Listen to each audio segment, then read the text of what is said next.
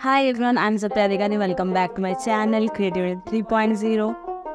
तो आज का वीडियो एक रिक्वेस्ट वीडियो बोल सकते हैं, क्योंकि बहुत सारे कमेंट आए कि आप बंगाली हैं तो प्लीज़ बंगाली में एक वीडियो बनाइए ना प्लीज़। तो आज का वीडियो बंगाली में मैं बनाऊंगी। हेलो फोक, आशा करी सबाई भालो आछो। तो আপনাদের জন্য এই রিকোয়েস্ট ভিডিওটা আমি বানাচ্ছি। আজকের ভিডিওটা হচ্ছে একটা কুর্তা পাঞ্জাবি বলতে পারেন, বাট এটা শর্ট কুর্তা। মানে এতদিন আমি বানিয়েছি লং কুর্তার ওপর, তাই বিভিন্ন ডিজাইন হয়েছে, কিন্তু এটা একটা যে শর্ট কুর্তা তাই এটাতে সেরকম বেশি ডিজাইন করবো না। কিন্তু বাঙালি ইমোশন রবীন্দ্রনাথ ঠাকুর, তাই কুর্তাটার মধ্যে একটা রবীন্দ্রনাথ ঠাকুর রাখবো, রবীন্দ্রনাথ ঠাকুরের একটা পোর্ট্রেট রাখবো, আর একটু ডিজাইন দিয়ে পুরো কুর্তাটাকে কমপ্লিট করবো। কুর্তাটা বেশ ভালো, একটা স্কাই ব্লু কালারের কুর্তা, একটা ফ্রেন্ডকে গিফট করা আছে। তো বললাম কি কুর্তা প্লেন ভালো লাগবে না, কিছু একটা অ্যাড করে নিয়ে তাকে গিফট করলে কেমন লাগে তার দেখবো। রিয়াকশান ভিডিওটাও কিন্তু আপনাদের সাথে শেয়ার করবো। তো এন্ড তক দেখবেন। তো কেমন লাগলো ভিডিওটা অবশ্যই কমেন্ট করে জানাবেন, এবং যদি ভালো লেগে থাকে সাবস্ক্রাইব অবশ্যই করবেন। Thank you. চলুন দেখি কীভাবে বানায় এটা। তো এটা হচ্ছে কুর্তাটা শর্ট একদিন। এই কুর্তার এক সাইডে বানাবো রবীন্দ্রনাথ ঠাকুর, আর এক সাইডে একটু কলকা করে ডিজাইন করব। তো যে রবীন্দ্রনাথ ঠাকুরটা দেখছেন সেটা প্রথমে আমি এঁকে নিয়েছিলাম একটা A4 সাইজ পেপারে, কুর্তার সাইজের হিসাবে আমি এঁকে নিয়েছিলাম। তারপর সেটাকে কার্বন পেপারে সাহায্যে আমি সেটাকে ট্রেস করে নেবো। কারণ কি ডাইরেক্ট যদি আঁকি মোছামুছিরও ব্যাপার থাকে, তো সেটা হয় না ডাইরেক্ট কাপড়ে। তো যেহেতু পেপারে এঁকে নিয়েছি, পেপারে জবার মুছবো সেটা কোনো ব্যাপার নেই। তো প্রথমে পেপারে এঁকে নিলাম, ফির তারপর সেটাকে কার্বনের সাহায্যে ট্রেস করে নিচ্ছি। ট্রেস করে নেবো। এবং এই কুর্তাটা স্পেশালি 25শে বৈশাখ উপলক্ষেই বানানো হচ্ছে, মানে ফ্রেন্ডকে দেওয়ারও আছে। আর সামনে 25শে বৈশাখ রবীন্দ্রনাথ ঠাকুরের জন্মদিন, যেটা মাথায় রেখেই বলি তাহলে রবীন্দ্রনাথ ঠাকুরই বানানো হোক, তারও হয়তো ভালো লাগবে। যে হালকা একটা রবীন্দ্রনাথ ঠাকুর হয়ে গেছে আঁকা। এবার এটাকে মানে যাতে কাপড়ের এপার ওপার না হয়ে যায় কালারটা, তার জন্য এই একটা কার্ডবোর্ড আমি কাপড়ের কুর্তার মাঝে অ্যাড করে নেবো, এবং সেটাকে একদম টাইট করে সেট করে নেব। ক্লিপে কুর্তাতে যে ক্লিপগুলো থাকে সেটাতেও করতে পারেন, তো পেপারে ইউজ করতে যে ক্লিপগুলো ওগুলো ইউজ করতে পারেন। তো আমার কাছে 2 রকমের ক্লিপ ছিল, সেটা দিয়ে আমি একদম টাইট করে সেট করে নিলাম। কুর্তাটাকে সেট করে নিই। টাইট করলে কী হবে যে কুর্তাটা মানে কালার করার সময় অসুবিধা হবে না, মানে চুড়িটা ভালোভাবে চলে না। তাই একদম টাইট করে আমি কাপড়টা একদম টাইট করে নিয়ে নেব।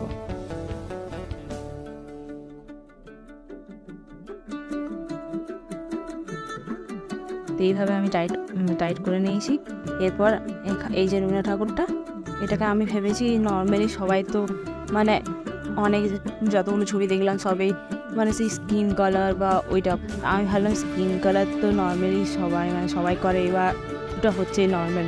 তো আমি ভাবলাম আলাদা করলে একটু ভালো হয়, তাই আমি ভাবছি যে রবীন্দ্রনাথ ঠাকুরটা হবে সেটা একটু ব্লুইশ কালার দিয়ে রবীন্দ্রনাথ ঠাকুরটা বানাবো। কুর্তাটার কালারও ব্লু, তাই ভাবলাম যদি ব্লুইশ কালার দিয়ে করা হয়, মানে deep blue, light blue, white দিয়ে এই একটা ব্লুইশ রবীন্দ্রনাথ ঠাকুর বানানো, তার মানে হয়তো ভালো হবে। তাই ভাবলাম যে তাহলে ব্লুইশ দিয়ে একটা রবীন্দ্রনাথ ঠাকুর বানিয়ে নেব। তো আমি ফার্স্টে একটা হোয়াইট কালার কোট দিয়ে দেবো, কারণ মানে রবীন্দ্রনাথ ঠাকুরটা বানানোর সময় আমি ভাবলাম যে হোয়াইট কোটটা দেবো না, কারণ আমি প্রত্যেকটা শাড়িতে বানিয়েছিলাম তখনও আমি হোয়াইট কোট দিয়েছিলাম, কারণ শাড়িটা অনেক পাতলা ছিল। তাই তো আমি ভাবলাম এটা ধরবে না, বাট যখন দিলাম তখন দেখলাম না কাপড়টা অনেকটা ভালো, কাপড় সবই ভালো, কিন্তু যেহেতু আমি শাড়িটা বানিয়েছিলাম তো শাড়ির কাপড় একটু পাতলা হয় কুর্তার থেকে, তাই ওখানে হোয়াইট কোটটা দরকার লেগেছে। বাট এখানে হোয়াইট কোটের কোনো দরকার নেই, তাই আমি এই মানে কালারটা ডাইরেক্ট ইউজ করতেই শুরু করলাম। তো প্রথমে শেড হিসাবে করলাম যে মুখের একদম সেন্টার পোর্শনটা একটু লাইট কালার, ফির তারপরে একটু ডার্ক, আর একটু ডার্ক, ওই হিসাবে আমি রবীন্দ্রনাথ ঠাকুরটাকে পুরো বানাবো।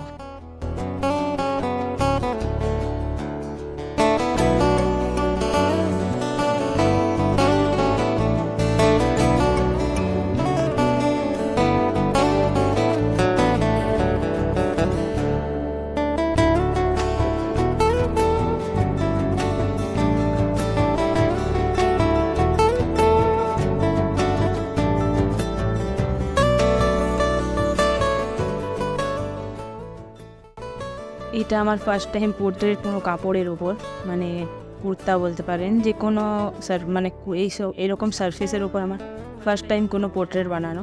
এতদিন আমি স্কেচ করেছিলাম, তারপরে নর্মালি এঁকেছিলাম, কিন্তু ফার্স্ট টাইম আমি কুর্তার উপর কোনো পোর্ট্রেট করছিলাম।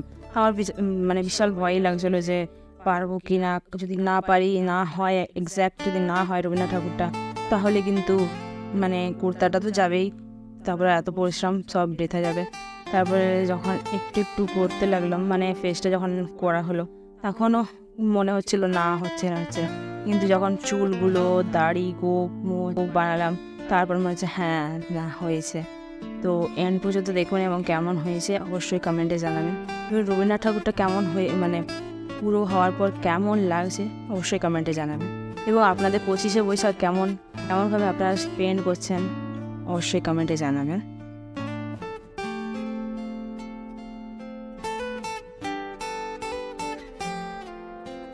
তো এখানে বেসিক্যালি 3টা কালার, ডিপ ব্লু আর মিডিয়াম ব্লু আর লাইট ব্লুটা ইউজ করেছি, আর একটু হোয়াইট। তো আর ব্ল্যাকটা ইউজ করছি যেখানে খুবই ডার্ক, যেমন চোখের পোর্শনটা ডার্ক দরকার, চুলটা একটু একটু ডার্ক, মানে কম্বিনেশন ভালো লাগবে। একটু দাড়িগুলো একটু ডার্ক যদি একটু কিছু কিছু জায়গায় ডার্ক হয় ভালো লাগবে। এই পোর্শনগুলো আমি ব্ল্যাক ইউজ করবো, বাকিগুলো ডিপ ব্লু আর লাইট ব্লু দিয়ে চালিয়ে দেবো কাজ। তো এইভাবে সেট করার পর আর আইব্রোগুলো ওগুলো একটু ব্ল্যাক হলে মানে বেশি ভালো লাগবে, ব্লু করলে সে মিক্স আপ হয়ে যাবে, তখন অতটা ভালো লাগবে না মনে হলো আমার। আপনাদের মতামত অবশ্যই জানাবেন।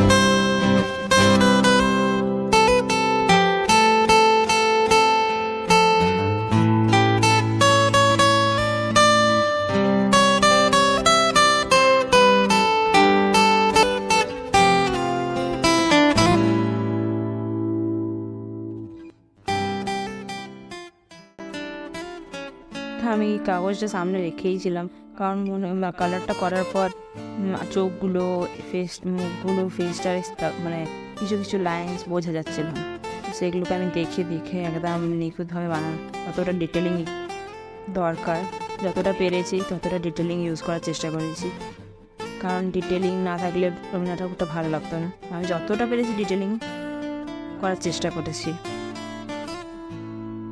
আমি প্রথমে ভেবেছিলাম যে চুলটা সাদাই রাখ, কিন্তু সাদা কালারটা দেখলাম যে হ্যাঁ ভালো লাগছে, বাট যেহেতু লাইট ব্লু কালারের হচ্ছে কুর্তাটা, সাদাটা অতটা ভালো লাগছিল না।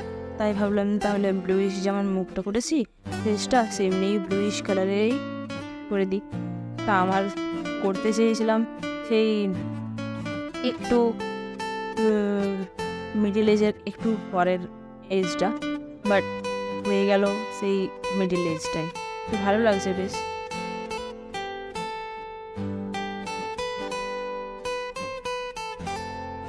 ওই ছবিটা বানানোর চেষ্টা করছি, মানে ওই ছবিটা ভেবেছিলাম বানাবো, রবীন্দ্রনাথ ঠাকুরের সাদা সাদা দাড়ি, সাদা মোজ, সাদা গোপ, সাদা চুল, সাদা পোর্শনটা বানানো ছিল। বাট দেখলাম যে কুর্তাটা যেহেতু লাইট, তাই হোয়াইটটা অতটা ভালো লাগছে না, তাই শেষ পর্যন্ত আমি ডিপ কালারে এলাম। আর ছবিটা লাস্ট পর্যন্ত সঙ্গেজের রবীন্দ্রনাথ ঠাকুর তৈরি হয়ে গেল। বাট ভালো হয়েছে আমার মনে হলো। আপনাদেরকে আমার কেমন লাগলো অবশ্যই কমেন্টে জানাবেন। অবশ্যই ট্রাই করতে পারেন, মানে স্টেপ বাই স্টেপ যদি আমার ভিডিওটা দেখেন তাহলে অবশ্যই আপনারাও পারবেন মনে হয়, আপনারাও অবশ্যই পারবেন।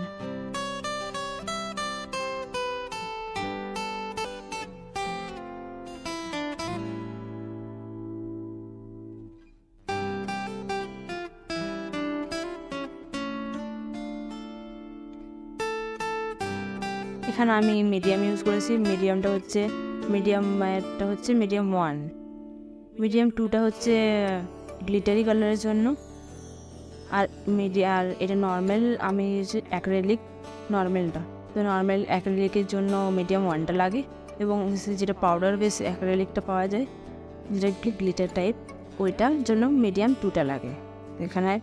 এখানে একটা অনেক বড় ফ্যাক্টর হচ্ছে যে মানে যখন এই ছবি কোনো কুর্তা বা শাড়ির ওপর বানানো হয়, মানে কোনো কাপড়ের ওপর, সেখানে এক ফোঁটা কোনো যেন জল ইউজ না হয়, নাহলে কালারটা আর ধরে না, জলদি উঠে যায়। কিন্তু যেহেতু যে মানে এখানে জলের কোনো ইউজ নেই, তাহলে তার জন্য আপনি যদি নর্মালি ওয়াশও করেন কোনো ব্যাপার নেই, কালারটা উঠবে না।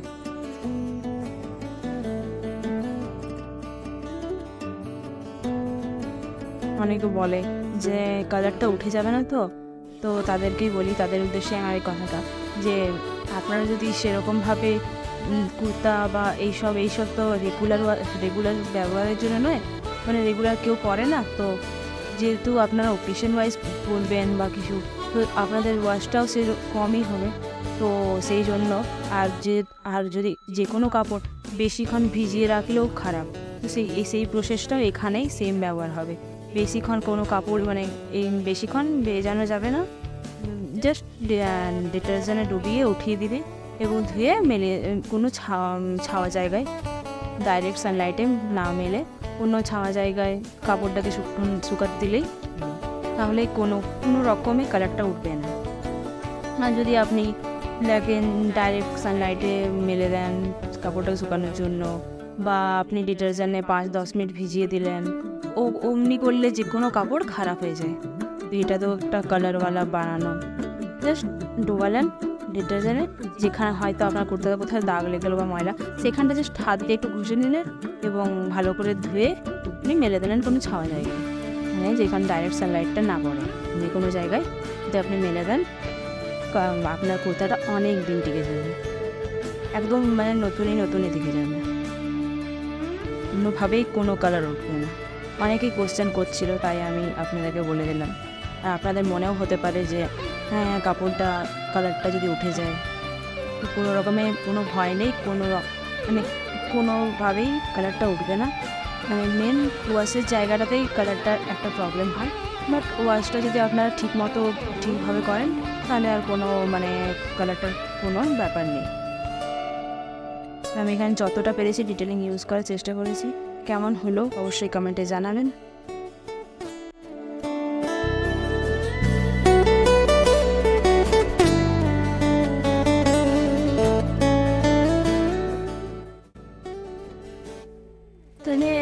তো আমার পুরো কমপ্লিট হয়ে গেছে রবীন্দ্রনাথ ঠাকুরটা পোর্ট্রেটটা। প্রথমে বলেওছিলাম আপনাদেরকে যে ডিজাইন করবো ভেবেছিলাম, কিন্তু যে মানে এটা করার পর মনে হচ্ছে কিছু যদি রবীন্দ্রনাথ ঠাকুরের ফেমাস কবিতা বা গানের 4টা লাইন লেখা যায়, সেটা আরও মনে হয় বেশি সুন্দর হবে। তো এটা হচ্ছে রবীন্দ্রনাথ ঠাকুরের পুরো পোর্ট্রেটটা, যতটা পেরেছি ততটা ডিটেলিং ইউজ করার চেষ্টা করেছি। তো আমি আমার ক্লিপগুলো খুলবো যে কেমন হয়েছে সেটা আপনাদের দেখানোর জন্য। তো এমনি ক্লিপ দেওয়ার জন্য কুর্তাটা একটু মুড়িয়ে যাবে, তো সেইটা পরে আয়রন করে দিলে ঠিক হয়ে যাবে।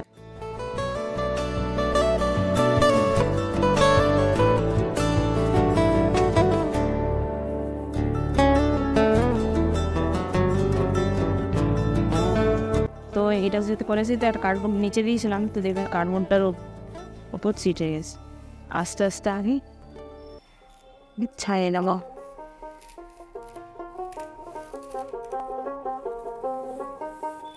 হয়তো যদি হয় সে এখানে ভেবেছিলাম ডিজাইনটা দেবো এই পোর্শনটাতে, তো যদি হয় তাহলে এইখানে 4টা লাইন এমনি এই পোর্শন করে 4টা লাইন দেবো।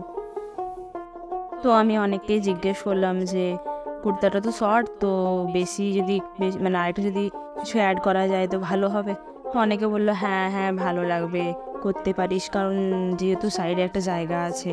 তো আমি শর্টসে একটা পোস্ট করেছিলাম, সেখানেও অনেকে কমেন্ট করলো যে হ্যাঁ ভালো লাগছে, মানে করতে পারেন ভালো। তো আমি সবার কথা শুনে তাহলে ভাবলাম যে একটা 4-6 লাইনের যদি এটা কবিতা হয় তো কেমন হয়।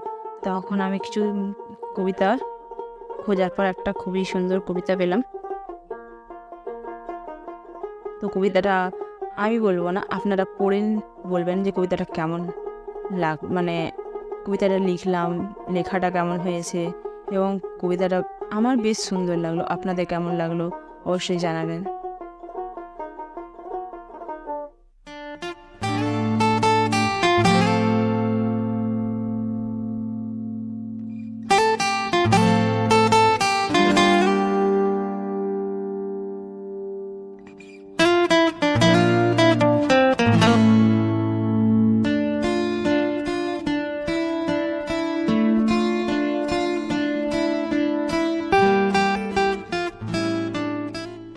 তো পুরো কবিতাটি লেখা হয়ে গেছে। কেমন লাগলো কবিতাটা বলবেন অবশ্যই। কুর্তার সাথে মানাচ্ছে কিনা, রাইটিংটা মানাচ্ছে কিনা, মানে লেখাটা কেমন হয়েছে অবশ্যই জানাবেন। এবং এইভাবে পুরো কুর্তাটা আমার কমপ্লিট হয়ে গেছে। এক সাইডে রবীন্দ্রনাথ ঠাকুর আর এক সাইডে লেখাটা।